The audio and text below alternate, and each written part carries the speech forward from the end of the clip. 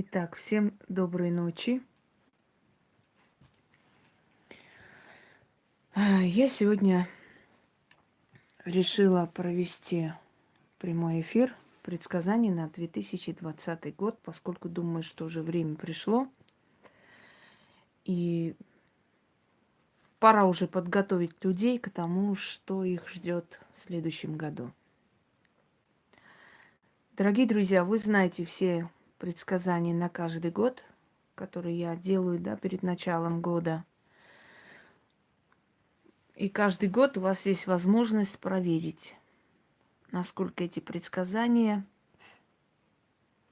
в точку. Многие после моих эфиров пытаются делать какие-то прогнозы. Некоторые берут мои предсказания и как-то нелепо и глупо начинают переделывать. Некоторые просто так общие фразы: в следующем году никому долг не давайте и прочее, прочее. Но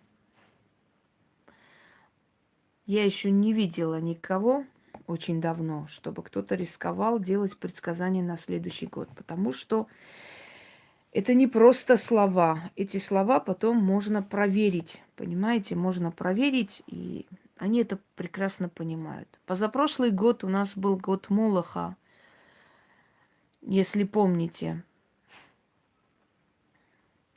И, скажем так, очень много было пожаров. Вы помните зимнюю вишню. И не только. В Москве сгорели огромные склады. В Москве сгорел рынок, как он назывался, этих товаров. Господи, я уже забыла. Огромный рынок здесь сгорел в Москве.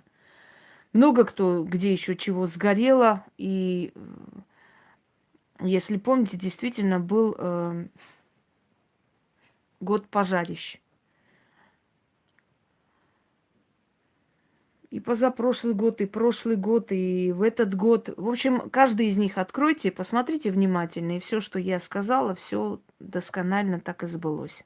Вплоть до моды, вплоть до всего. Какой еще коллега? Вы кто такой вообще? Что за коллега здесь возник? Да, торговый центр тоже. Так вот.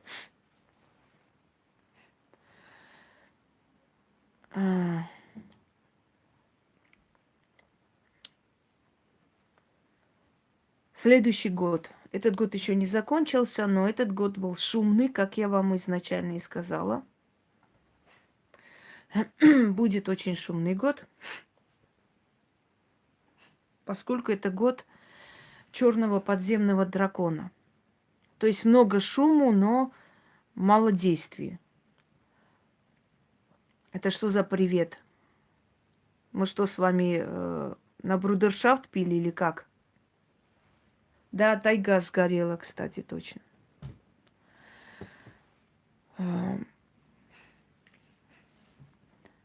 Шумный год, много было митингов, много было шумных арестов и прочее, прочее. На самом деле, в итоге ничего такого страшного и не случилось. Кроме того, Назарбаев ушел, как я и предсказывала, да. Эти все происшествия в Казахстане за много дней и месяцев до того, как оно началось, и не только в Казахстане, и так далее. Окончание войны в Сирии, разделение Сирии и прочее. Теперь с вами готовимся к другому году. Дорогие друзья, неважно, какой год по гороскопу восточному или европейскому или западному, я годы подразделяю по древнему гороскопу. Древнему гороскопу ариев или зороастрийскому гороскопу. Следующий год у нас с вами год Белого Орла. Здравствуйте. Год Белого Орла. Или Небесного Жреца. Этот год относится, то есть идет под покровительством верховных божеств, которые есть, верховных богов. всех верховных богов, древних религий. Название тут ни при чем. Главное, чтобы был год такой, какой нам нужно. Давайте сначала самое основное я выписала, чтобы не забыть вам сказать. Смотрите сюда. Следующий год 2020. Если, значит, эти все цифры соединить, получается четверка. Четверка в понятии магии, древней магии, означает следующее: вход в казну. Почему? Потому что 2021 год в сложении получается 5, пентакль, пятерка, деньги. То есть этот год, следующий год, не этот, следующий год – это год зарабатывания денег. Для того, чтобы следующий год вы вошли уже в этот пентакль, в пятерку, с деньгами, то есть денежные люди, да, и четверка означает вход в казну. То есть это год новых возможностей. Теперь послушайте меня. Цвета этого года перед вами, только одного цвета еще не хватает. Цвета этого года: небесно-голубой, войдут в моду небесно-голубой цвет, потому что орел парит в голубом пространстве, в небе. Далее цвет солнца, желтый, золотистый. Белый цвет войдет в моду и красный, прям темно-красный.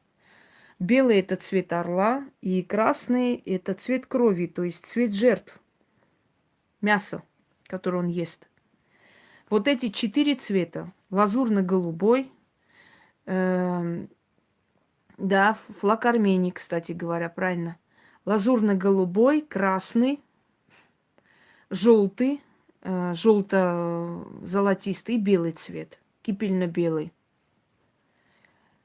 Войдут в моду эти обувь такими заостренными.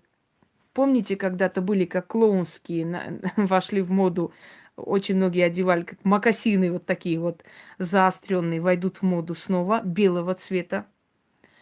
Белого и ярко-красного цвета. Да. Дальше.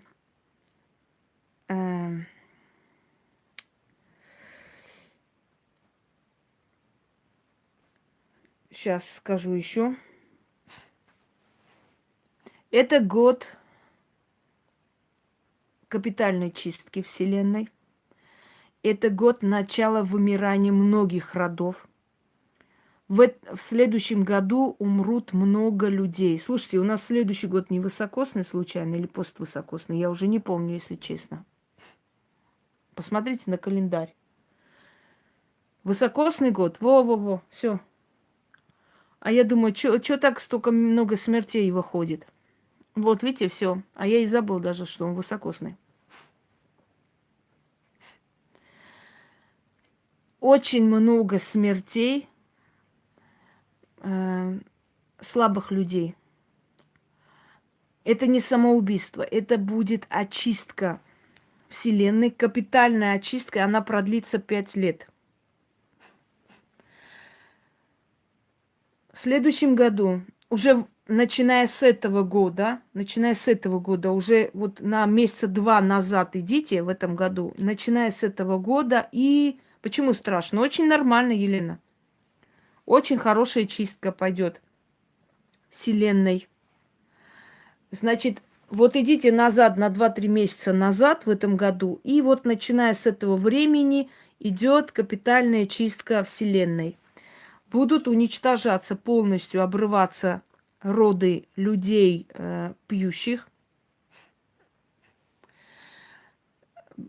В следующем году будут умирать люди, которые вообще имеют дело с наркотой. Не только те, которые колятся, еще те, которые продают их. Капитально идет чистка. Очень много будет смертей среди чиновников. Очень много. Со всех стран. Начнут умирать старые лидеры, старые тираны. Причем внезапные смерти, тромбы, инфаркты, инсульты, остановка сердца, необъяснимые какие-то явления. Очень много смертей среди чиновников. Готовьтесь. Прям вот чуть ли не каждый месяц кто-нибудь будет умирать, и все время будут говорить, вот там соболезнуем, помер там такой-то, 40 лет там был прекрасный работник, хороший человек и так далее, и так далее. У одного из президентов восточных стран то ли сын заболеет очень страшно и начнет время его смерти с того времени, то ли умрет. Но есть такое обрывание родов капитально, обрывание родов людей, которые, понимаете как, этот год еще называют страшный суд. Потому что это, смотрите, это некий год, вот некий перекресток, остановка. Уже 2000 год мы с вами перешагнули, уже 2020 год, округляется век, понимаете? И начинается... Причем здесь твои враги, Бика? Вот что за хрень ты несешь, реально? Округляется год, век, и начинается, то есть плата по долгам. Начинается плата по долгам. Вот все, кто когда-то сделал что-то там подлое, кто-то кого-то ни за что посадил, кто-то обворовал кого-то, кто-то что-то еще сделал и так далее. Да, Таро Аркан суд, кстати, 20-й, правильно напомнили. Вот в начале того года вам время покаяться. Вам время покаяться. Так что узнайте просто. Год небесного жреца, год верховных божеств, год страшного суда. Если кому-то кажется, что Путин самый страшный преступник на земле, я вас разочарую. Есть еще страшнее люди, и Путин перед ними просто ягненок. Кроме того, я вам говорила и еще раз объясняю, его есть за что уважать, и он очень много сделал для России, очень много. Ну, вспомните свои вот эти вот, даже 2000 год, что было. Прекращайте все время вот эту муть нести. Не от Путина зависит ваше будущее, ваше будущее зависит от вас.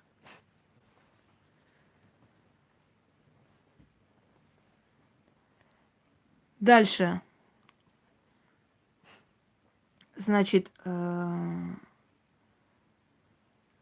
да, Роман, все сидят и ждут чудес. Там царь родится то ли в Пскове, то ли в Казани, то ли еще что-нибудь. Вот больше негде, вот больше не о чем думать. Сидят и царей ждут прямо. На диванах лежат с пивком в руках и ждут царей, которые придут и всех спасут сразу же. Народ не меняется. Тысячелетия проходят, а народ как был, так и остался. Реально. Ждут царя, который за них все сделает. Даже трусы им постирает за них, тоже царь. Помните, говорила, как одна баба оставила по пьянке своего ребенка в лесу. И там пишут: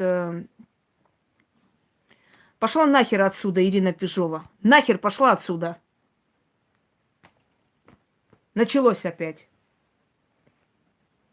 Украина так живет из-за своих мозгов.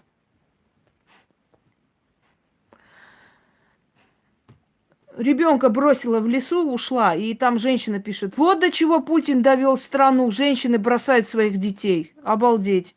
Я думаю, интересно, а Путин должен за ее этой, что ли, смотреть или дежурить? Нормально это? Вот то же самое, понимаете? Она оставила своего ребенка, а все винят Путина. Вот он довел ее.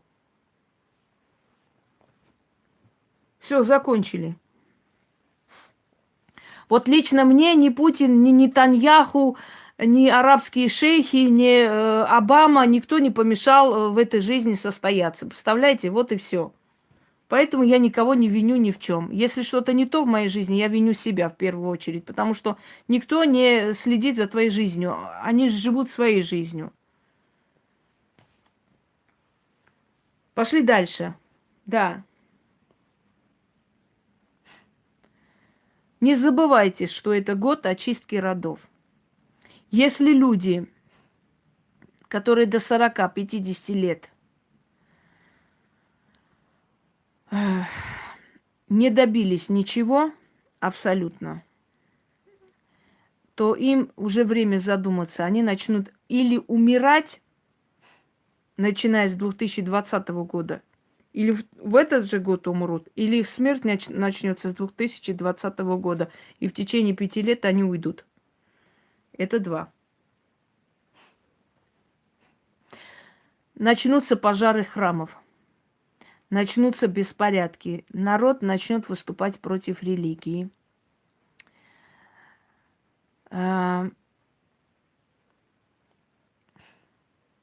Дальше.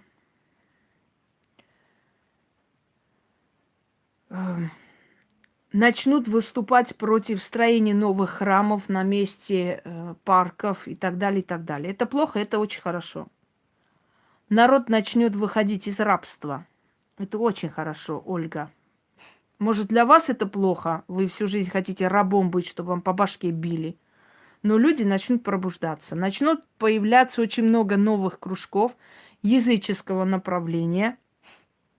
В некоторых школах директора очень резко выступят против преподавания, скажем так, определенных религий, не будем называть, да, вот преподавание, просто вот эти принужденные уроки религиоведения начнут пресекаться, потому что они скажут, что у нас в школе учатся дети различных религий, и поэтому мы не хотели бы, чтобы это как бы стало нормой. В восточных странах начнут разрешать... Ой, блин, это очень ужасно. Очень ужасно. Инна, как же можно? Вы же готовились всю жизнь быть Божьим бараном. Это так ужасно. Ой, хуже не бывает. В восточных странах начнут выступать против принудительного ношения платков и прочее, прочее. То есть это уже будет не нормой, это будет уже желание каждого человека лично. Очень сильно ослабеет религия, она начнет терять свои позиции очень сильно. Начало его потерь. Они и так, если дальше будете спрашивать, я вас занесу в черный список. В черный. Я не по вашим заказам сижу здесь и говорю, у кого что будет и как. Да, Яхве сдает позиции, причем очень сильно сдает. Но невзирая на это, Израиль усилится. Израиль усилится, потому что в Израиле начинает вверх поднимать голову светская власть, больше, чем религиозная. И Израиль усилится на самом деле. Это год усиления арийских народов, народов, которые древнего происхождения и у которых, скажем так, вот символика соответствует орлам. Добрый вечер.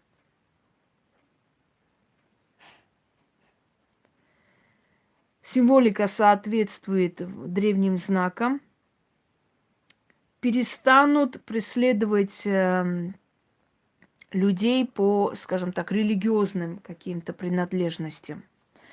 Хочу сказать, что Сирия все-таки отстоит окончательно свои позиции, она обратно вернется в светское общество. Сирия не станет религиозной. Она все-таки не станет. Да, убрали уже? Ой, прекрасно. А то надоели уже навязывать детям это все. Дорогие друзья, поскольку это следующий год небесного жреца, то есть служителя древних богов, хочу вам сказать, что очень много, внимательно послушайте меня, гадалки сайтов, очень много умрут гадалок и всяких самозванок, которые занимаются магией. Это чистка не только среди людей, это чистка в магии. Не удивляйтесь, что многие из гадалок, которые сидели в Ютубе, случайно исчезнут. Очень многие. Начиная от катастроф, заканчивая онкологией, заканчивая страшными событиями, вплоть до смерти их детей и прочее, прочее. Вы знаете, что я никогда ничего просто так не говорю, поэтому знайте. Этот год терпеть не может абсолютно фальши и самозванства ни в чем. Поэтому это год чистки. Люди, которые не имеют никакого отношения к магии, взяли в руки карты, взяли в руки атрибуты и так далее, решили заработать, эти люди должны знать, 2020 год на вашу голову принесет просто, ну, страшные наказания, страшные. Падение, потеря дома, потеря имущества, уменьшится. Вот к концу того года вы встанете и посмотрите, сколько станет меньше, насколько станет меньше этих гадалок. Это 100%, да. Потому что, я говорю, это начало великой чистки. И тем более жрец, небесный жрец, который терпеть не может фальша, притворства. И тем более магии. Время правды, правильно, Елена. Вот время правды это точно. Почему? Гадалки есть аферисты, потому что ни один уважающий себя человек себя гадалкой не называет. Гадалки это звучит по-уличному, по-базарному. Так вот, вот эти вот гадалки пускай знают. У них год падения, очень больших потерь денег, очень больших страшных, скажем так, происшествий, которые они не ожидали. Такое произойдет не только в магии, такое произойдет в любой сфере. То есть люди, которые пришли случайно, очень много увольнений будет на верхах. Люди, которые пришли случайно, сели на кресло руководителей и прочее, прочее, эти люди уберутся. У них начнутся проблемы, с финансами, у них начнутся проблемы с семьей, у них начнутся проблемы с начальством более высшим, скажем так. И очень многие ваши начальники уйдут. Те, которые фальшивые. Это год очищения фальша. Бумеранг здесь ни при чем, не пишите глупости. Я вам сказала, 2020 год – это год страшного суда. Да, и мне напомнили Таро, 20-й аркан – это страшный суд. Это правда.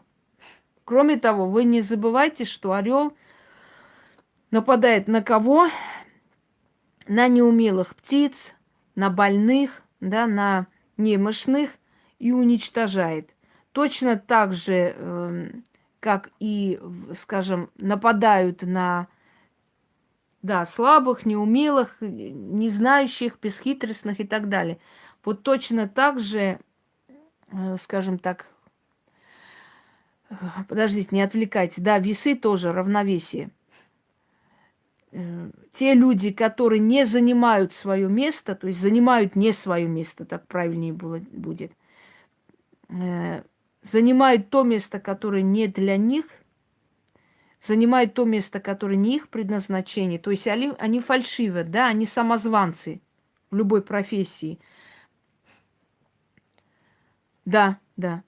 Он обязательно, значит, убирается с этого места. Орел. Орел обновляется, это сильный знак. И придут к власти, придут к, скажем, к вершине судьбы и жизни те люди, причем придут очень внезапно, неожиданно. Многие из вас, которые сейчас меня слушают и которые не ждут, пошло... Опять начинается эта херня.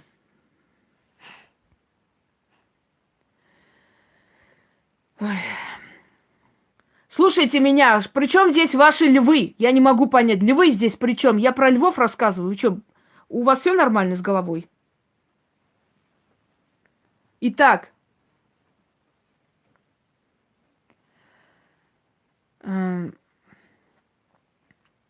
Придут к власти те люди, и не только к власти, вообще к жизни, да, и поменяется абсолютно жизнь тех людей, которые даже не подозревали. Вот люди профессиональные, которые себя не могут найти, которые много лет пытаются и никак ничего не получается у них в жизни, профессиональные, не те люди, которые из себя строят профессионалов или считают, что они все могут и знают, а именно те, которые реально не востребованные, понимаете? Не надо так, Яна, а то народ вообще в ужас придет. Эти люди ни с того ни с сего. Господи, ну это вообще маразм какой-то реально. Опять, что ли, назвать стадом?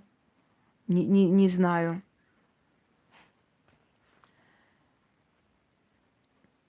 Этот год выведет их, сразу же выведет на большой такой высокий уровень, о котором они даже не подозревали.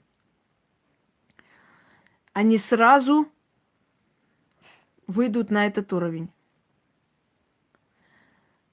Так что это год обновленных людей, то есть людей, которые прошли свой ад в жизни, так уж если скажем. Почему? Потому что орел, он проходит несколько этапов стадии обновления.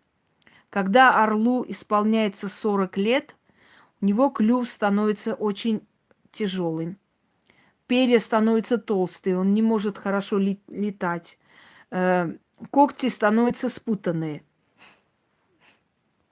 И ему нужно решать, либо он должен обновиться, либо умереть. И как это сделать? Сначала орел начинает биться клювом о скалы до того момента, пока клюв не слазит, а это очень страшная боль, и это несколько дней длится, у него отрывается клюв. И пока его клюв не нарастет, он может недели 2-3 ничего не есть. Он прячется от своих собратьев, потому как понимает, что он сейчас не в том виде, чтобы показаться, и он не в состоянии, скажем так, бороться за себя. Потом с уже новым обновленным клювом он начинает отрывать свои когти. И ждет опять же, пока когти нарастут. После чего начинает отрывать из себя отяжелевшие перья. И только тогда, почти что полгода, а может иногда и больше продолжительных мучений, он обновляется и живет еще 40 лет, а иногда живет и до 100 лет. Так природа намного умнее, Ян, во многих отношениях. Например, животным не нужно, судебных приставов, не нужно там исков, не нужно участковых для того, чтобы платить алименты своим детям. Почему-то животные не ждут вот этого всего. Они приносят каждый день в клювике кушать своим птенцам. Там лисы или иные звери приносят еду, то есть ловят дичь и приносят. И как-то они, скажем так, не ждут, пока приставы их заставят платить алименты, правда? Они сами это делают, они кормят своих детей, знают, что надо кормить, и их не надо к этому принуждать. А вот человек почему-то, разводясь, забывает, что у него есть дети. Абсолютно. Его нужно через суды, через еще какие-то там инстанции заставлять пару копеек платить своим детям на еду. Понимаешь, поэтому, конечно, животные во многом выше и умнее людей. Это даже бесспорно. Итак, дорогие друзья, обновленный орел начинает новую жизнь. Так вот, 2020 год как раз время обновленных людей. То есть конец страданиям и востребованность сильных личностей. Далее, что произойдет? Много разоблачений среди политиков. Начнут копать друг под друга. Знаете, будет такое ощущение, как какой-то психоз некий, как сумасшествие какое-то. Они начнут просто друг другу рыть яму. Все время будут какие-то передачи, какие-то разоблачения, какие-то суды друг против друга и так далее. Некий дух сумасшествия, можно сказать, вот некая сила какая-то, которая будет крутить, вертеть ими, и они сами даже не заметят, что с ним будет происходить. Денежный год. Очень денежный год. Но для людей, которые вот сейчас начинают ставить фундамент в своей жизни. Для людей, которые работают на себя. Для людей, чья работа зависит от клиентской базы, чья работа зависит от собственного мастерства. Очень денежный год. Учтите. И этот год называется «Вход в казну». То есть подготовка для более, ну не следующего, а 2021 года. Виктор, мне кажется, вы уже ерунду какую-то несете, правда. Почему должны вам долги прощать в банках? Скажите мне, пожалуйста. Вы берете чужие деньги, платить не хотите? Надо на себя рассчитывать, когда берете.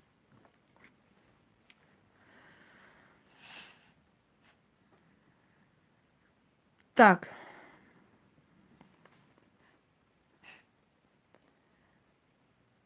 Начинается этот год, называется по-другому еще. Эра Ариев. Почему? Потому что народы, которые себя причисляют к ариям, резко начнут подниматься. И подниматься по-другому. Во-первых, чистка, очень сильная капитальная чистка рядов, очень много перемен. И в этой грызне чиновника выявится очень много проблем, которые давно требуют решения. Смерти старых лидеров, многие смерти. Или, по крайней мере, отойдут от дел, потому что им будет плохо. Начинается эра чистки от фальша. Про ариев я уже рассказывала. Не будем сейчас по 100 раз. Дальше.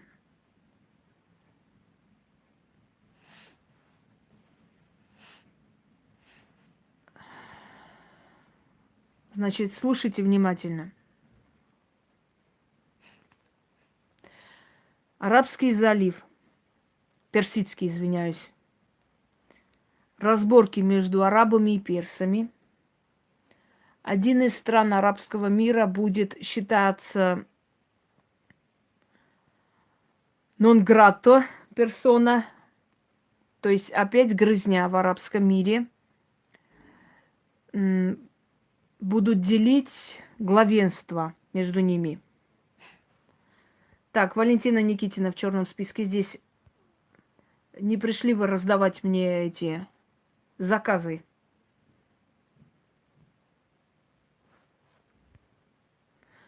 Аслан, что такое случилось? У тебя задница зачесалась от счастья? Чего ты так громко смеешься?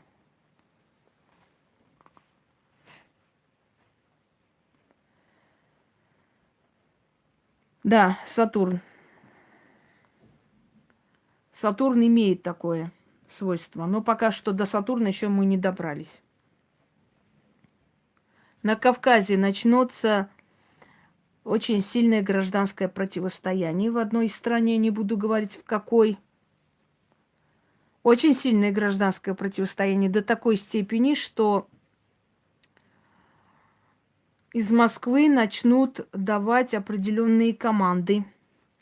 Из Москвы уже начали давать определенные команды и показывать разоблачительные видео. Скажем так, добрый. Уже начали показывать. Причем Ливия, вот скажите, Ольга, Причем здесь Ливия, если это Кавказ? Ливия входит в Кавказ? Я не знала еще. Я что-то не помню такого грандиозного праздника по поводу вхождения Ливии в Кавказ. Если вы такое помните, напишите, пожалуйста.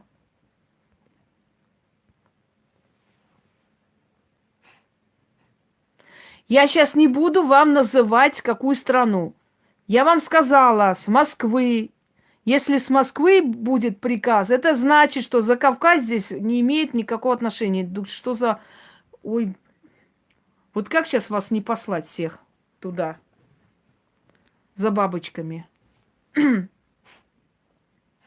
Начнется и узнаете, где и что. До такой степени, что начнутся с Москвы уже как бы распоряжения по поводу того, чтобы, ну, чтобы успокоить народ, чтобы там надо извиниться, надо уже прислушаться к народу и прочее, и прочее. Так что ждите. Далее. Постройка дорог. Прям начнется строительство новых дорог, новых железнодорожных дорог, новых каких-то кольцевых дорог. Такое ощущение, что всеми возможными путями хотят народ отвлечь. Очень много строительства, очень много, скажем, всего-всего, чтобы отвлечь народ от всего этого. Очень много, скажем так. Вы будете задавать вопросы о своих странах. Дайте сначала я завершу, а потом я начну отвечать насчет ваших стран, дорогие люди. Хорошо?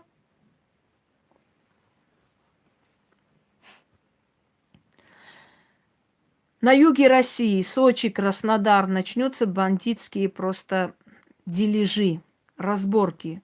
Будут делить аэропорта, будут делить железные дороги, будут делить сферу влияния, будут взрывать там ларьки и магазины, все что угодно. В общем, готовьтесь. Кто вот живет на юге России, вы слушать умеете или вы слушаете не ушами, уважаемые? Так что готовьтесь. Вот там начнутся очень жаркие моменты, потому что начнется. Дальше.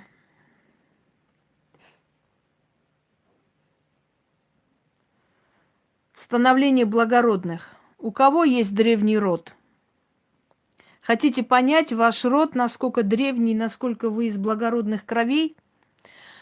Могу вам порекомендовать очень простой тест. Подходите к зеркалу и смотрите. Не то лицо, которое вам врачи сделали или накачали где-то там, где-то тут, а именно то, которое у вас было изначально. И смотрите на свое лицо. Если у вас прямые черты лица, длинные пальцы, кутикула ногтей длинные, маленькие уши и так далее, это признак благородства. Это значит, что у вас благородные были в роду.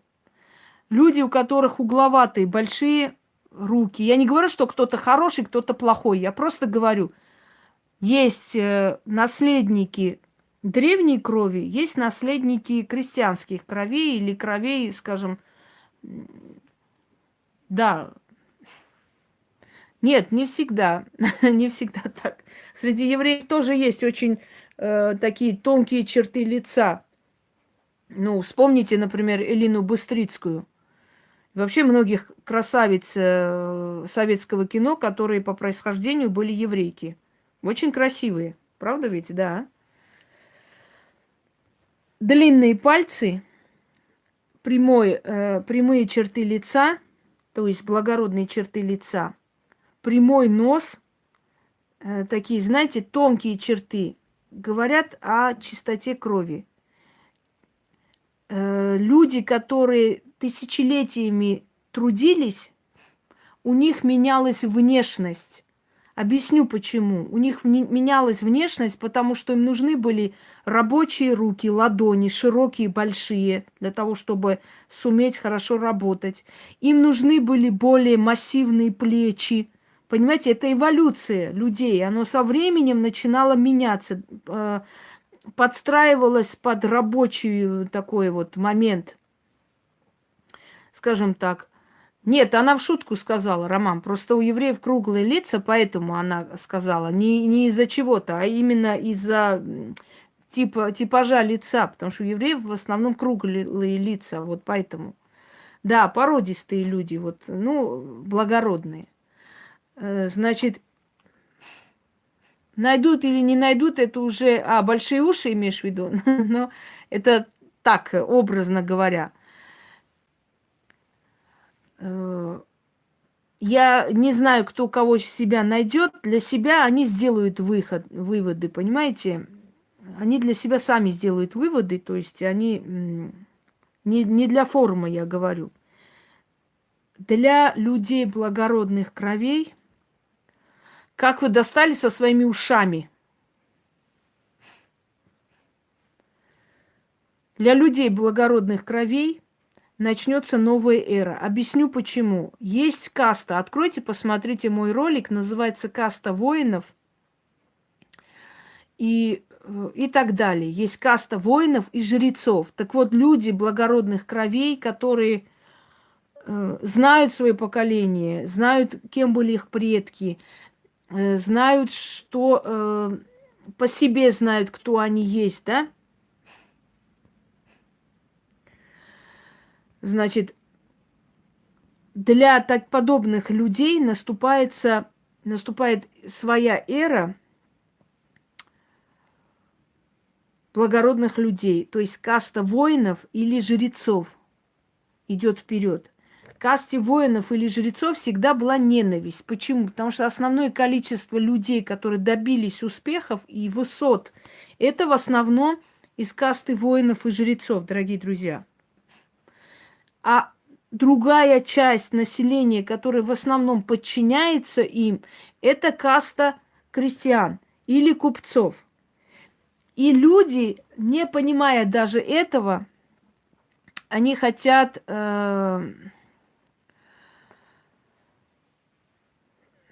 Деревня здесь ни при чем. Успокойтесь, пожалуйста. И вот эта вот подсознательная ненависть к касте воинов, которая всегда была, да, у крестьянства, у подчиненных людей или у купечества, которое как бы ни старалось, в любом случае их не считали благородными, она передается просто... Хватит про евреев, закончили разговор, поставили точку. Она проявляется на генетическом уровне. Люди бездарные, люди, которые дальше чего-либо не стремились никогда, они всегда с ненавистью относились к людям талантливым. Да, часто мы читаем, например,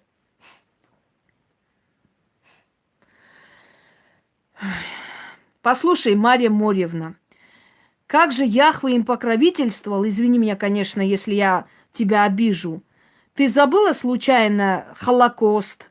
Ты забыла случайно, сколько раз евреи были в плену у разных народов? Что на 2000 лет они лишились своей родины? Что ты несешь, женщина? Яхве им покровительство, поэтому они очень хорошо жили. Неужели? Так ты почитай историю евреев, и ты увидишь, как Яхве им помогал. Так помогал, что этот бедный народ всю свою историю был гоним отовсюду и везде, без родины, без ничего. Да, они зарабатывали, поднимались благодаря своему уму и знанию. Очень покровительствовал, да, чуть не истребил. Особенно последний геноцид, который был. Это же насколько надо быть безмозглой, чтобы говорить, что Яхве им помогал очень сильно. Да, очень помог, очень. 10 миллионов убили, Яхве помог. Спасибо ему большое. Несете какую-то несусветную чушь, вообще абсолютно не имея мозгов и знаний.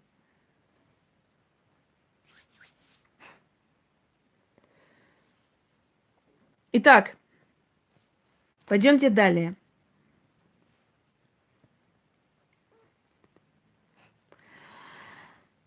Так.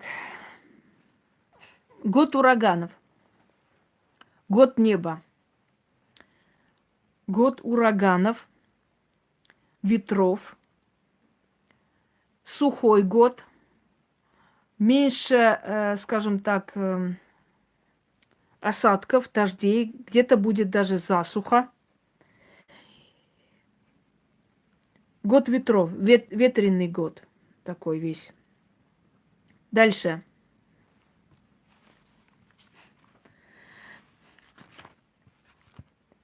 Государство начнет компенсировать свои вот эти вот, скажем так, многолетние, да, невнимание к своим гражданам. И, во-первых, первое, смертельно больным людям очень много пойдут навстречу. Начнется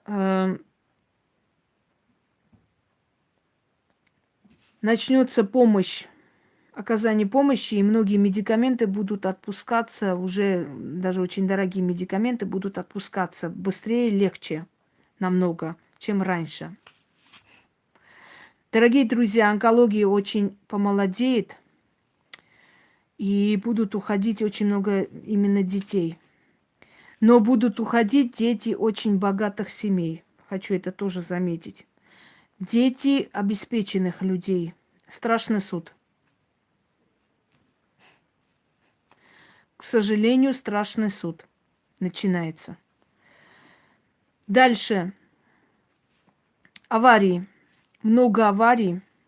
Вот уже началось. Я вчера была на МКАДе. Я думаю, что такая пробка километровая.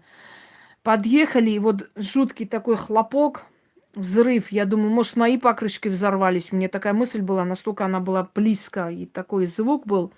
Машина взорвалась. Вот мы проезжали, значит, рядом там тела, и прям машина горела. Значит, они, гаишники, нам махали, чтобы мы быстрее проехали этот отрезок, потому что она взрывалась. Она могла просто, на нас кинуться, этот огонь, и любая машина бы взорвалась. Я почувствовала жар. Он настолько сильно горел, что прям этот жар, даже в закрытой машине, я почувствовала, представляете, вот жар, жуткий жар. И 4-5 машин у обочины перевернуты. Начались эти аварии. Будьте осторожны. Очень много начинается смертей. Но хочу вас предупредить. Погибать будут люди, которые специально нагло устраивают гонки, подрезают. Это касается еще и дальнобойщиков. Слушайте меня внимательно, господа. Я начинающий водитель уже несколько раз вот чуть просто не погибла. Хорошо, что моя реакция меня спасла за секунду повернуть в сторону. Мне казалось, что мне это кажется, если честно. Но оказалось, что это не кажется, это специальные гонки, короли дорог. Понимаете? Это короли дорог, которые считают, что они вот так запугивают людей. Вот просто буквально сигналить сзади за 20 сантиметров и заставлять тебя уйти в сторону. Он летит на тебя. Я просто поворачиваю, вот моментальная реакция. А если я поверну, не дай бог, я там рядом, да, машина, ударю, убью человека. Он же дальше поедет, ему-то пофигу. Учтите, господа, вот такие люди бессовестные, они будут погибать на трассах.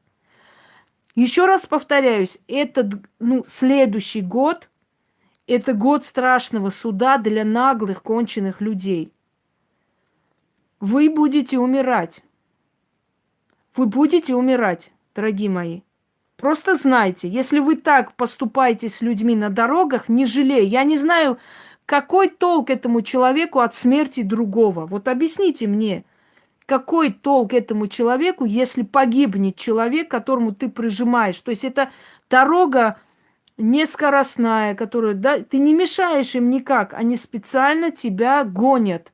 Гонят по обочине вот так туда-сюда и, значит, кайфуют. Они чувствуют себя, мол, вот так вот, что вы против нас сделаете. Какая вам выгода от смерти человека? Объясните мне, я не могу понять. Выгоды вам никакой. Но если вы так будете делать, год небесного жреца или белого орла, Он вас будет забирать. Учтите, дорогие мои, я вам просто говорю, чтобы вы знали. Это год страшного суда. Понимаете? Это год страшного суда, и учтите эти моменты. Придите в себя. Придите в себя, дорогие, те, которые нагло и на трассах гоняют все равно. Люди едут по встречке, едут прям до последнего, подъезжают и со смехом поворачивают в сторону, видя, насколько тебе не по себе. Они просто едут по встречке специально. Это делается специально для того, чтобы кайфовать на страхе людей. Вы будете погибать. Будет погибать очень много золотой молодежи в следующем году. Будет погибать и умирать очень много детей, богатых людей в следующем году. Просто знайте. Мы в следующем году очень часто будем слышать вот эти вот слова.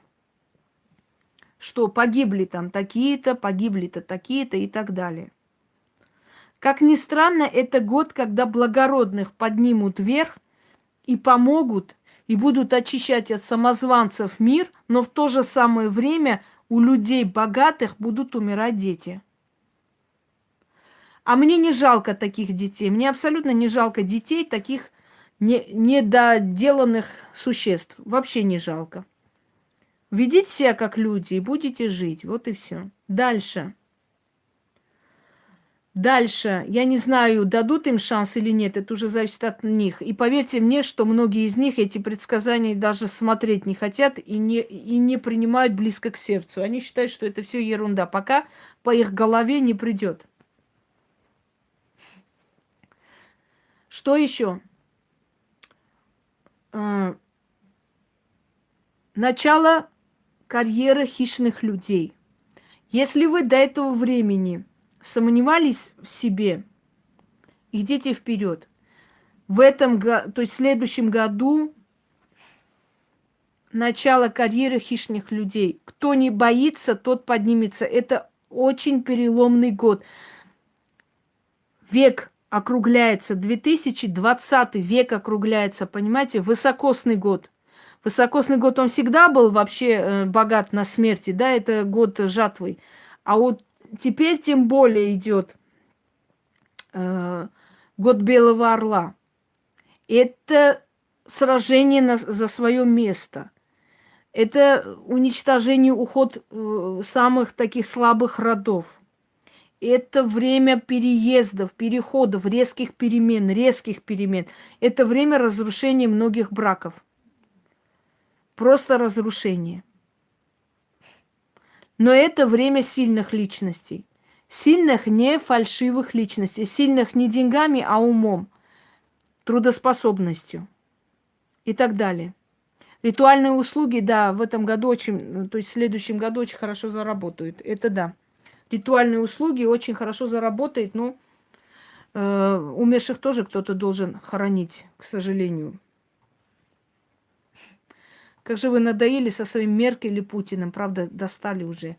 Вот такие будут помирать в следующем году. Те, которым кажется, что вся беда их жизни – это Меркель или Путин. Это самые несчастные люди, которые действительно будут уходить. Потому что у них с головы нет, башки нет. Вы знаете, я вам еще раз повторяюсь, мне ни Путин, ни Меркель, ни Саддам Хусейн, никто не мешает жить, работать, заслуживать благодарность людей, снимать до утра ролики, рассказывать, работать с людьми, помогать детям, помогать этим, значит, как он там называется, для собак и прочее. Вот никто мне не помешал, самое интересное, правда? Никто мне не помешал, чтобы меня люди любили. Почему меня Путин и Меркель не остановили, я так и не могу понять. Да потому что я о них не думаю, вообще не думаю. Я живу своей жизнью, я делаю свою работу хорошо. Все.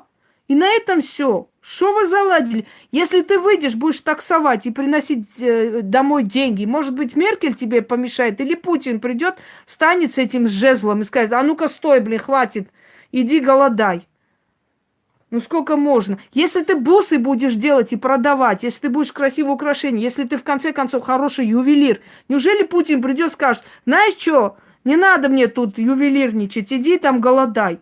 Может, хватит, а, люди добрые? Хватит. Да, да, это Путин виноват, что ты день и ночь напиваешься, как козел, и валяешься на диване. Это он виноват. Это он тебя так довел, бедного несчастного. У вас по 4-5 квартир, банк за вами гонится, мне пишут, помогите, что делать, коллекторы, спасите. Я говорю, у вас 4 квартиры, продайте одну квартиру, отдайте долг и живите спокойно. Нет, это моим внукам достанется. Я говорю, послушайте меня, пока вы будете внуков ждать, вашего сына могут где-нибудь прихлопнуть за эти долги, понимаете? Лучше продайте, спасите ему шкуру, раз уж он наделал долгов. Я, конечно, понимаю, коллекторы, они такие-сякие, нехорошие и так далее, и прочее, прочее. Но, дорогие друзья, когда ты идешь, берешь 50 тысяч для того, чтобы хорошо погулять на своей там день рождения, да, справляешь, а потом говоришь, я не буду платить, я не хочу. Ты чужие деньги взял, извините, позвольте. Ты взял чужие деньги, плати. Ты взял, погулял, кайфанул, значит, потанцевал, шуры-муры, а потом говоришь, помогите, мне коллекторы душат. О чем ты думал? Если ты не имел возможности платить, значит, не бери. Значит, иди продавай все свои шубы, украшения и расплатись с этими. Как можно спать спокойно, когда ты знаешь, что ты кому-то должен? Я не могу понять. Не дай боги, конечно, но твоему ребенку угрожают, да я продам все, что угодно, и расплачусь, и закончу на этом. 4 квартиры у людей, они говорят, помогите нам, коллектор. И, конечно же, я должна помочь бесплатно, понятно, они же бедные, несчастные. У меня 4 квартир нету, а у них есть. Я говорю, продайте квартиру. Продайте квартиру, там, купите поменьше, а остальное отдайте в долг. Это у вас же 4, вы же не на улице сидите, чтобы там последнее жилье не можете продать. Вы что? Это моим внукам. Ну тогда и сиди, жди, пока придут, тебе по башке дадут, и до свидания. Ну вот о чем речь вообще? Не надо винить все время кого-либо. Дорогие друзья, цари всегда были плохие, всегда будут плохими. Никогда ни одно правительство всем на свете не угодит. Так было, есть и будет всегда. Поймите вы, пожалуйста. Это нереально. Кто бы ни пришел, будет плохой. Вы знаете, в этом, в какой стране? Кувейт. В Кувейте местное население 1 миллион. И 3 миллиона прислуги. 3 миллиона, вы представляете?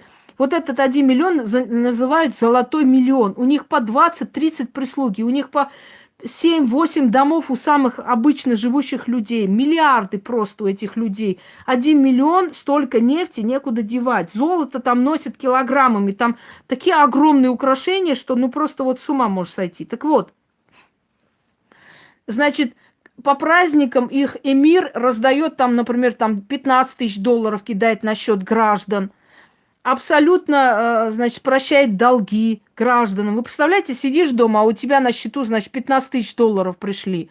Ты говоришь, ни хрена себе, а там написано, в честь Пасхи государство дарит вам денежки. Значит, как только молодые женятся, 250 тысяч долларов сразу на их счет. Дом им дают, машину дают, еще чего-то.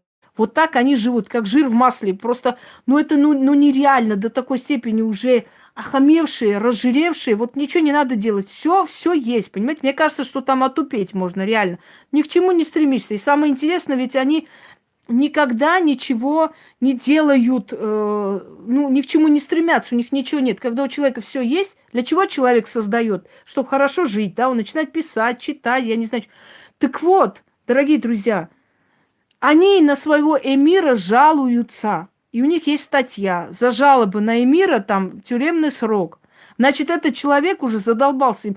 Вы представляете, жаловаться на человека, который несколько раз в месяц кидает вам на карту 15 тысяч долларов. Они жалуются на этого человека, недовольны им. О чем вы? Народ, он такой, чем больше им даешь, тем больше им надо, тем больше... Вы представляете? Так вот, этот эмир так задолбался, что он, значит, тюремный срок обозначил. 5 лет тюремного срока на жалобу на эмира. Я думаю, это же надо, какой охамевший народ. Я от своих детей женю, государство оплачивает все расходы свадьбы, еще 200 тысяч долларов мне на счет ложат, а я еще и жалуюсь, твою мать. Поэтому, дорогие друзья, ну о чем вы вообще? Все равно будут жаловаться. Это вообще не говорит о том, что вы, значит, как вам сказать, что царь какой-то должен быть получше. Что бы ни делали для людей, они будут жаловаться всегда. Вот так. А теперь сейчас принесу эту зарядку, поставлю, а вы подумайте о своих странах. И, пожалуйста, задавая вопрос, 500 раз не задавайте. Очень внимательно слушайте. Если об этой стране я уже сказала, 100 раз то же самое не задавайте. Все, сейчас подойду.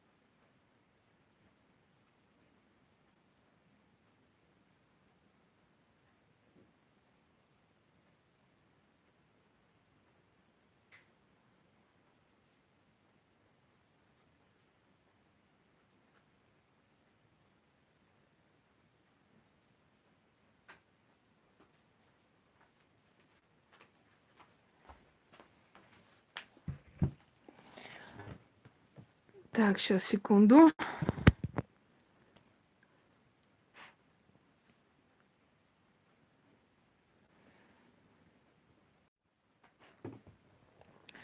Так. Слушай, закройте чат, закройте чат. Я тебя закрою сейчас. Поняла, женщина? Достала.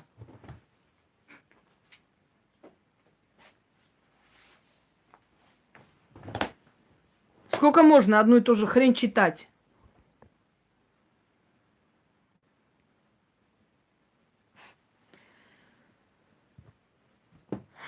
Так, вот этого брутала отсюда выкинули на 3 буквы. До свидания. Итак. Да, познакомиться с кувейцем. Желательно, чтобы ему было 85 лет. И с диагнозом, что осталось недолго. Ну, чтобы недолго терпеть его, нахрен он нужен. Ты же собираешься там все продать и сюда, в наши края.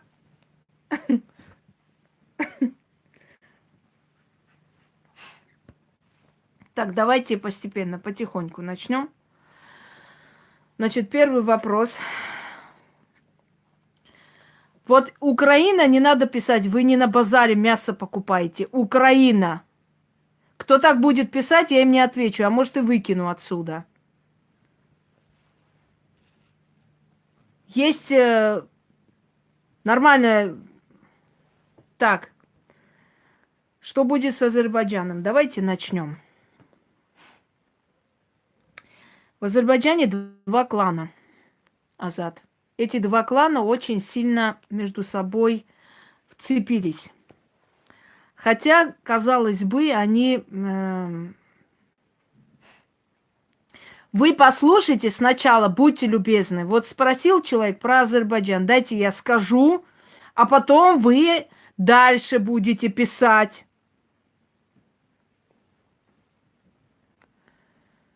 Два клана в Азербайджане. Это клан Алиевых и Пашаевых. Изначально Алиевы были очень сильные, клан, очень сильная фамилия. Но сейчас постепенно начинают сдавать свои позиции, и приходит другая сила. Это, наверное, Пашаевы больше. Хочу вам сказать, что в Азербайджане, вот кроме Баку, дальше смотреть нечего, к сожалению. Как бы там ни писали молодежь, не пытались всякую гадость писать друг другу и так далее. Но Закавказье пока не в самом лучшем состоянии находится. И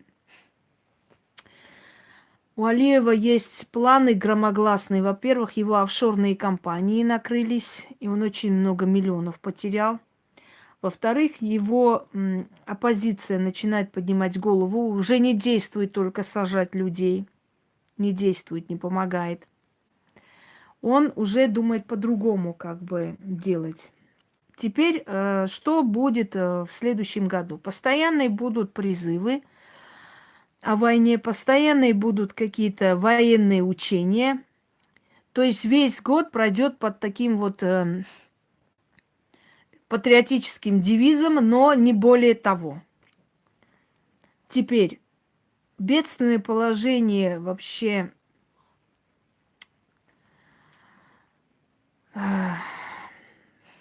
Да, живите лучше, только дайте я завершу. Бедственное положение, на самом деле, на границе. Бедственное положение в селениях, потому что не доходит вода. Очень сильная коррупция, очень жуткая коррумпированность. На местах просто неграмотные люди сидят, которые этот народ, можно сказать, душат. Будут издавать новые законы для того, чтобы обезопасить себя. То есть, чтобы вообще не было митингов, вообще не было никаких выступлений, ничего. Знаете, как сейчас поступать? Сейчас под предлогом какого-то там терроризма и прочее, прочее, в основном вот именно закавказских странах, да, касается, начинают арестовывать мужчин, начинают арестовывать лидеров, ну вообще людей, которые, ну, хоть как-то выступают за народ. И, собственно говоря, обезглавливают народ, насколько это возможно. Следующий момент. Очень много смертей молодых в Азербайджане. В этом году вот уже пик достигнет. Некоторых солдат эксгумировали по просьбе родителей, и оказалось, что они были на органы разобраны. Никто ничего доказать не смог. И не смогут, к сожалению. Хотя было очень шумно, очень много шума наделало это дело. Офицерство абсолютно оборзевшее.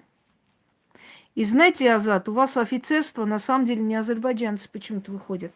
Вот почему-то инородные люди. Вот инородные люди, абсолютно не имеющие ничего общего с местным населением. То есть они безжалостно относятся к местному населению. Объясню почему. Потому что, например, стреляя через границу, они понимают, что оттуда будет ответ, ну, местному населению, понимаете, тому, кто там живет, вот в этих селениях.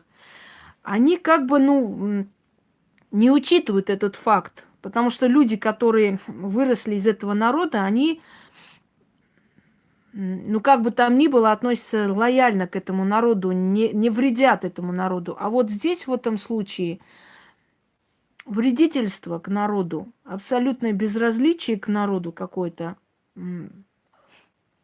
не свои, чужие какие-то, чужеродные. Может быть, командиры из других народов или из других мест, собственно говоря. Но они не могут в армию не отправлять, их никто не спрашивает.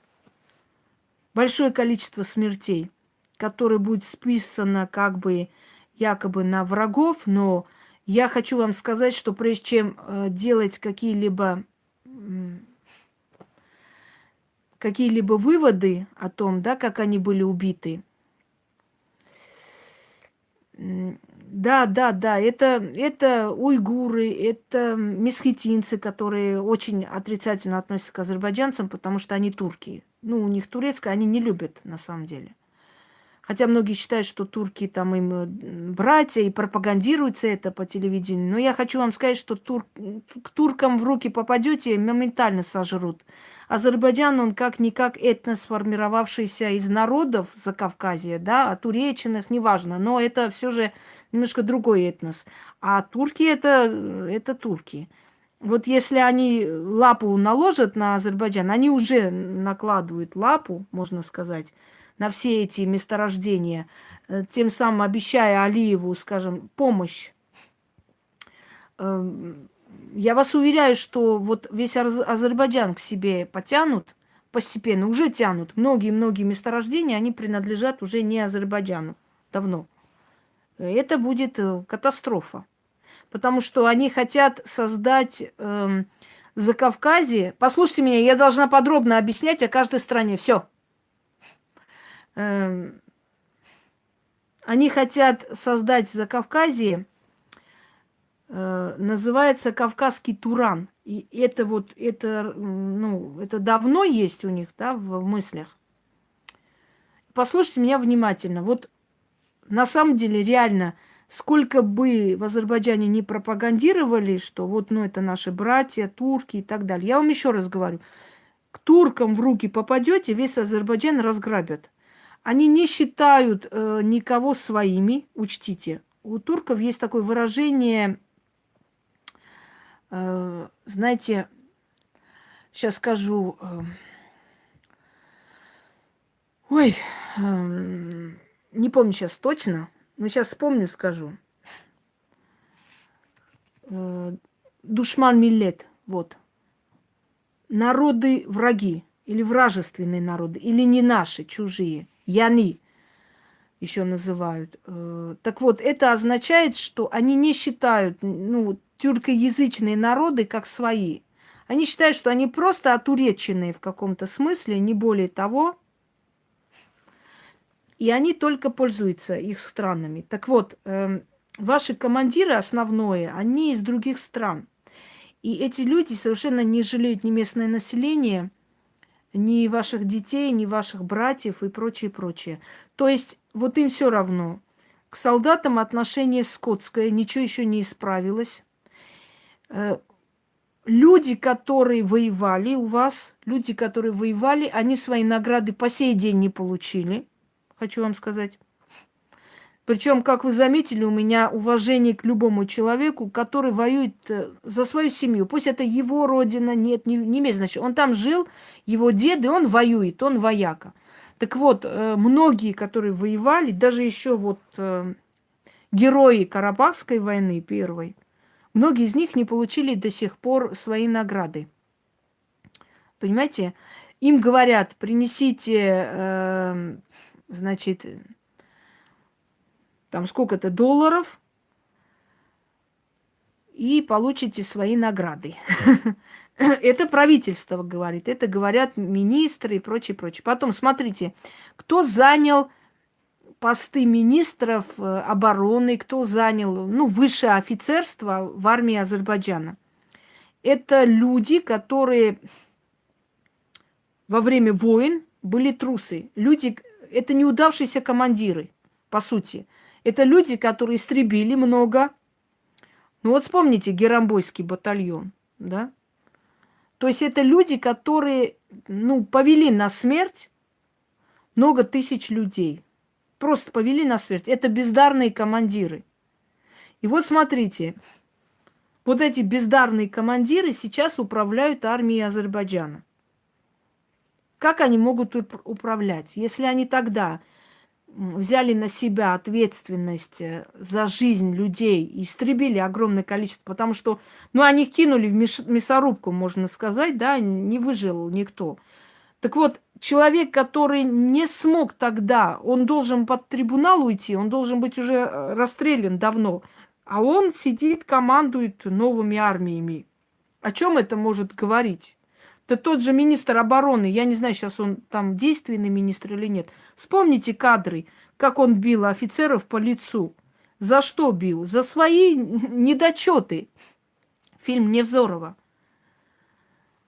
Он же показывает, там дети просто, там люди абсолютно далекие от войны, абсолютно не знающие, что такое война. Он их кинул туда, просто кинул. Это люди мирные, в основном мирное население. Это мирное население, которое понятия не имело о войне. То есть людей переодели в военную форму и кинули людей, не умевших даже стрелять. Понимаете? Мясорубки кинули. И вот эти люди сейчас сидят в Азербайджане на главных постах. О чем мы говорим? К чему оно может привести? Оно приводит к краху. Дорогие друзья, вы не обижайтесь, но ваше Баку, вот в моем понимании, выглядит как хорошо одетая проститутка. Вот прям хорошо накрашенная, вся такая в парике, вся там ресницами и ногтями. Но за этой красотой стоит нищета людей, которых, можно сказать, за 100 километров выгнали. И как бы выгнали за 100 километров и закрыли. Знаете, вот как трущобы закрывают большой стеной. Вот когда у нас Олимпиада должна была быть, в Москве вот все эти трущобы занесли огромными такими временными стенами. Они такие из поликарбоната, в общем, крашеные чем-то там сделали. Сейчас вот вся дорога вот так очень красивая, из поликарбоната, там разноцветные мозаики. А почему? А чтобы иностранцы не видели вот это вот старые квартала, вот эти вот гниющие, вот эти вот дома, которые рушатся, понимаете? И вот, чтобы вот это было не видно, они это закрыли. Вот то же самое. Баку отвлекает внимание мира от нищеты народа, которая царит дальше. Вот дальше народ живет как-нибудь. Еле-еле. Вот о чем речь. И вот семейство Алиевых и Пашаевых руководит всем Азербайджаном. Для того, чтобы дальше пойти, они издают постоянно законы, которые укрепляют их власть. К сожалению, все больше будет уменьшаться население Азербайджана и будет уезжать. И сейчас уже народ собирается уезжать. После таких вот постоянных вот этих выкриков, да, ну, там, мы нападем, там, и так далее, все родители начинают в срочном порядке своих детей готовить в Россию куда-нибудь, к родственникам, начинают всех подготавливать. Мне, знаете, что смешно? Я когда читаю, просто иногда вот читаю вот эти выкрики вот молодежи, когда пишут под роликами. Вот вы, армяне, там в нищете погибаете, а мы, Азербайджан, там у нас Баку, посмотрите, как все красиво. Мне смешно. Я говорю, ребята, и те в нищете. Давайте не будем вот сейчас друг перед другом выпендриваться. И та страна разграбленные до невозможности и в нищете. И, между прочим, дорогие друзья, травят друг на друга эти армии. Они очень хорошо зарабатывают. Что в этой стране заработали, что в вашей стране. Поэтому о чем вы сейчас говорите? Только столицы живут. Столицы, больше ничего. Точно так же, как и в России. Только столицы живут. Все. Вот о чем. Так вот, будет ли перелом вообще в Азербайджане? Будет ли резкий вот перелом? Что вам сказать, люди добрые? Пока таких переломов не ждите, потому что у власти Алиевы. Но я хочу вам сказать, что Алиевы как бы не хотели продолжения своей династии, да, после там сын придет и так далее. Привет, Ран. Алиевы все-таки закончатся. Алиевы недолго еще будут властвовать. То есть эпоха Алиевых должна закончиться. Ну, никак. Они уже на все готовы. Он уже жену сделал вице-спикером или кем еще, советником президента. Приближает к себе на всякий случай, что если там что случится, да, власть имеет право взять уже второй человек после президента, то есть его жена. Но не получит эта семейка. Во-первых, эта семейка платит счастьем своих дочерей. Как видите, они несчастливые. Да, Азат, он не просто умирает. Они очень боятся потерять власть и всеми силами пытаются все же удержать. Кроме того, его сын слабый, мальчик родился, потому что он родился из пробирки. Естественным путем родить ребенка в таком возрасте было непросто. И если я скажу, что матерью этого мальчика является не Мехрибан, вы сильно удивитесь, дорогие друзья. Не она его мать. Его родила другая женщина совершенно. И родила вот таким вот искусственным путем. Не могла она в том возрасте родить ребенка. Нереально уже было для нее родить ребенка. У нее дочери были уже очень взрослые дети. Но поскольку, знаете, как в султанских гаремах, да, чтобы не сомневались в подлинности наследника, они сделали вид о том, что она беременна и так далее. Вы не видите ее сухое такое холодное отношение к своему сыну. Ну, обратите внимание, она все время с дочерьми. Все время дочки, дочки. А потому что дочки ближе, она дочерей родила. И у нее на фотографиях, на этих всех форумах, она все время со своими дочерьми прижимается к ним, там смеется. Сын всегда в стороне. Хотя она старается как бы... да, Марк, если бы армян не было, их надо было выдумать, чтобы все свалить на них. Э, Она старается его как бы прижимать везде и прочее, прочее, но это не ею рожденный сын. Нет, это сын Илхама Алиева. Это его кровь, но не она мать. Вот и все. Поэтому она особо за его место, да, под солнцем или за него особо бороться не собирается. Она больше борется за себя. Вы поймите, когда мать родная, она, ну вот это вот генетически, это не объяснить, это природой дано, когда это твой сын, ты спокойно относишься ко всему, и ты надеешься на него, ты в нем уверена, это твой ребенок. А когда он не твой ребенок, у тебя нет такой связи к нему, и ты не особо ты хочешь уступать эту власть ему, понимаете? Не особо. Ты больше стараешься для себя. Вот поэтому она и захотела ближе к мужу, одну занятие, значит, вторую ступень и так далее, и так далее. Собственно говоря.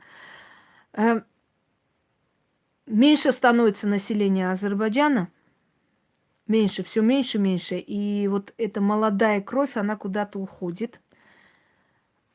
Я помню, одна девушка, она блогер, она сняла ролик, сказав там, неужели кроме Баку у нас больше ничего нету? И ее там закидали камнями, а ведь она ничего плохого не сказала. Она сказала, почему только вот Баку, Баку, мы все время снимаем про Баку, говорим про Баку и так далее, и так далее. Почему все время об этом? Неужели у нас нету, ну, дальше Баку ничего не существует, там же люди живут на самом деле. Следующий момент, хочу вам сказать. Азербайджан состоит из 60 с чем-то наций. И у правительства сейчас идет такая, знаете, политика не соединения, политика разобщения. Натравливают друг против друга эти народы. Это не делается открыто, откровенно. Так, может быть, и говорят открыто, что, мол, надо дружить, мы там один народ, у нас одна страна, все такое. На самом деле аварцы, лезгины, таты, удины и так далее, они все время натравливаются. То есть,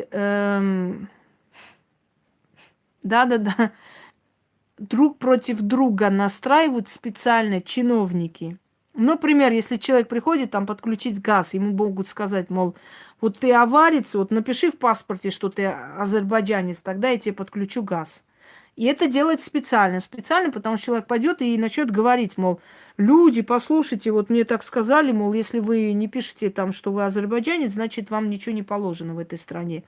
Это делается для натравления. Знаешь, такое выражение «разделяй и властвуй». Чем больше грызутся народы, тем легче им и управлять. В Азербайджане рухнет большой банк, очень большой банк. И люди просто, которые надеялись на этот банк и вложили, они останутся просто в воздухе. А почему он рухнет? Потому что он разграблен. Его нужно срочно объявить банкротом. Его объявляют банкротом, и все эти деньги переведут на другой банк, на другой счет, а вкладчикам пообещают, что через некоторое время будут выплачивать. Откроется новый, значит, во-первых, хочу сказать, что в Азербайджане уже есть такой благотворительный какой-то фонд Мехрибан Алиевой, который там 5% из зарплаты обязаны платить. А сейчас будет еще один благотворительный фонд, как бы для детей больных и так далее. И вот через этот благотворительный фонд будут отмываться деньги, большие деньги. Раскроют один чат президента, откроют его сайт, и очень много выльется наружу скандала. Значит, ждите очень большой митинг в таких окрестных городах и убийство одного такого видного чиновника. Дальше хочу сказать. Вот все ваши директора школ, все ваши директора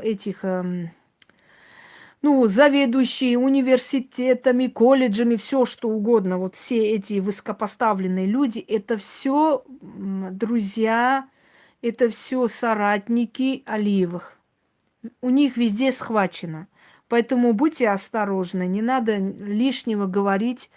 Арестовывают без каких-то причин, подкидывают наркотики людям, вообще выселяют людей, пытают в этих тюрьмах и так далее.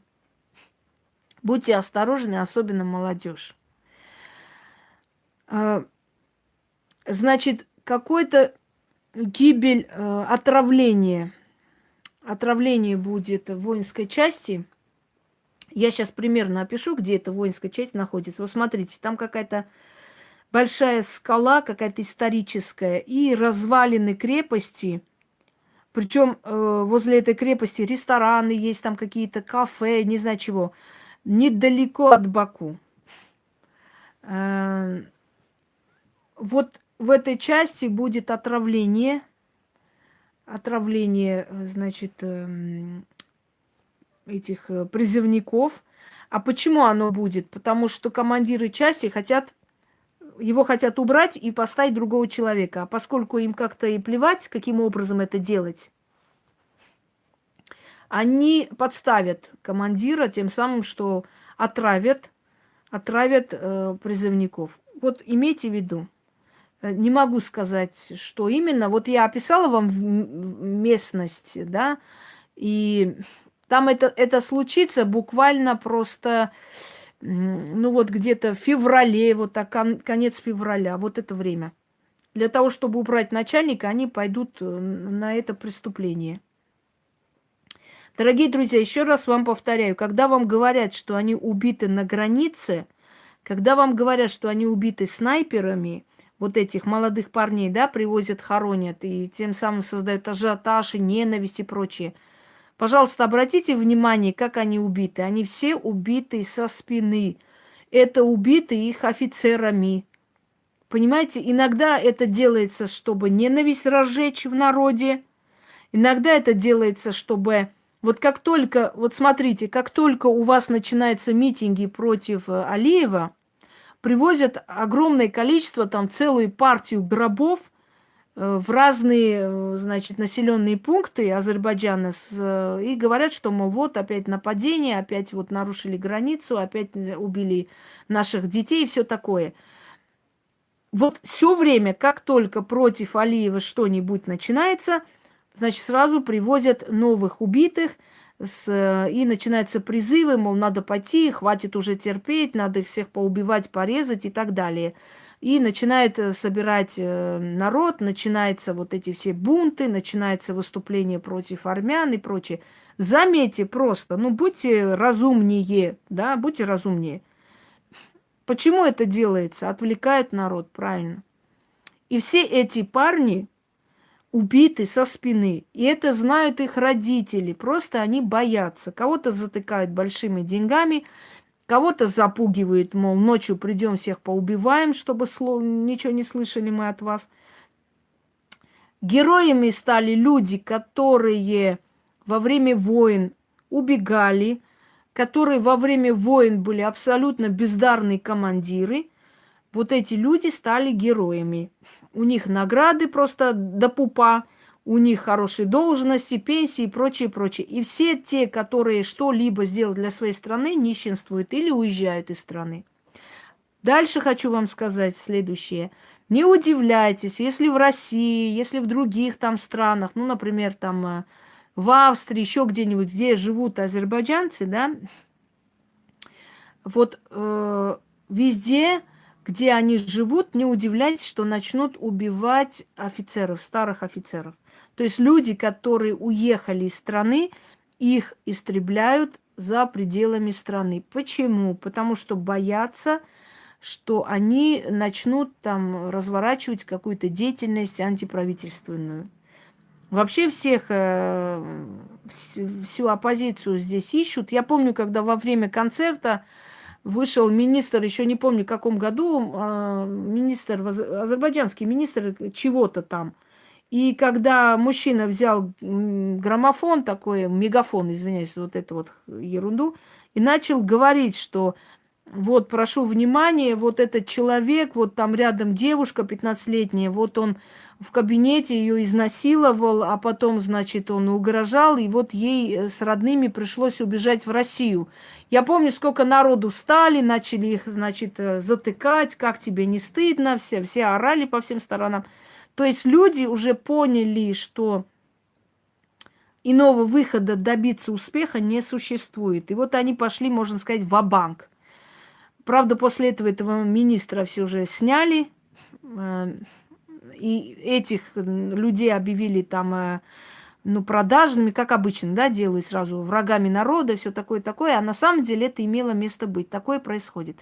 Дорогие друзья, такое творилось в Грузии 90-е годы, когда чиновники творили, что хотели, пока Шеварднадзе не пришел к власти.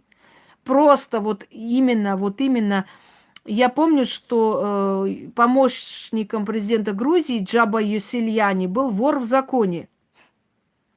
Понимаете?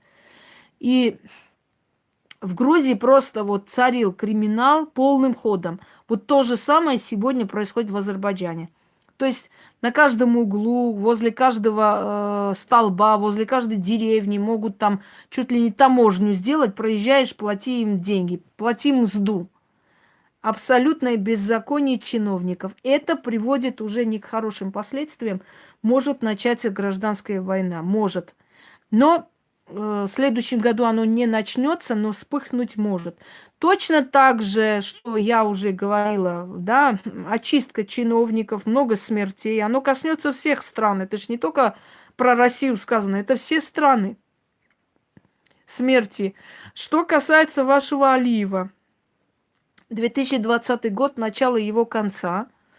Когда он умрет, не могу сейчас точно сказать, но насколько он продержится, столько и будет жить. Потому что в 2020 году у него обострится болезнь, а у него рак. И, собственно говоря, его смерть очень будет похожа на смерть его отца. Также внезапно, также при людях в один момент. В данный момент он боится своих родственников со стороны жены. Он отстранил от себя своих родных, то есть родственников по отцовской линии. Вот. Нет, в Грузию не вернется старые времена, это точно. Так как было в 90-х, Грузии не будет уже, слава богам. И далее, последний штрих, будет скандал очень большой, связанный с одним чиновником. Быстро этот скандал закроют, людям заткнут рот, но это будет начало какого-то очень большого, просто грандиозного такого события. С этого начнется, можно сказать, освобождение Азербайджана от всего этого. Гнет Алиевых, вот как бы они ни считали, что они вечные, они все же подходят к концу. У них уже постепенно подходит к концу их власть, и это даже не обсуждается. Теперь, дорогие друзья, я закончу этот эфир, поставлю на зарядку через полчаса. Подготовьте свои вопросы насчет других стран. Вот зайду и уже буду говорить именно насчет других стран. Азат, не все так печально, не так уж весело, но не все так печально. По крайней мере, войны я не вижу. Войны не вижу, но я хочу вам сказать, дорогие люди, уточните этот момент, уточните, потому что ваших детей жалко. Как только вы выступаете против Алиева, убивает огромное количество солдат и везут хоронить. Для того, чтобы отвлечь людей. Вот это страшно, к сожалению. Какой там вопрос еще был? В бизнес в Азербайджане стоит ли вкладывать? Стоит. Стоит, потому что пока что, скажем так, это не пострадает. Но единственное, хочу вам сказать, что бизнес в Азербайджане, чтобы вкладывать и начать, да, учтите, что вы 50% будете платить семье Алиевых. Вот если вы готовы, то вперед. Вы 50% будете платить семье Алиевых. Вот и все. Жена захочет стать президентом. Жена начнет потихоньку многие полномочия брать себе. Потому что она боится резкого упада, понимаете? Но да, конференция будет в записи. Вот как раз сейчас, пока это все. Да, друзья мои, сейчас отнесу. Это не зарядка. Нужно зарядить по новой. Может, минут 25. Потом я приду и по новой начнем с вами, то есть продолжим с вами эфир. Потому что это не дело вот так сидеть на этой зарядке и на половине обрываться. Через минут 20 продолжу дальше. Расскажу про все страны. Все.